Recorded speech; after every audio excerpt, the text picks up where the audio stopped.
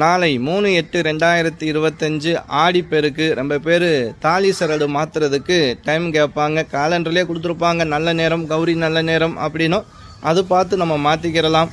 ரொம்ப பேர் மாற்ற முடியாதவங்க என்ன செய்வாங்க அப்படின்னா, ஒரு மஞ்சள் கயத்தில் விரலி மஞ்சளை வாங்கி கட்டி ஏதேனும் ஒரு அம்மனுக்கு கொண்டு போய் கொடுத்தா போதும். இல்லை சுமங்கலிகளுக்கு மங்கள பொருள் மஞ்சள் கயிறு, வெற்றிலை, குங்குமம் இதெல்லாம் கொடுத்து ஆசீர்வாதம் வாங்கினாலே ரொம்ப பெரிய விஷயம்.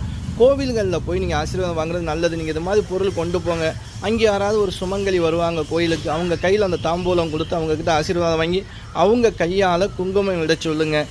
வாழ்க்கையில் அதை விட மிகப்பெரிய ஒரு சந்தோஷம் எதுவுமே கிடையாதுங்க.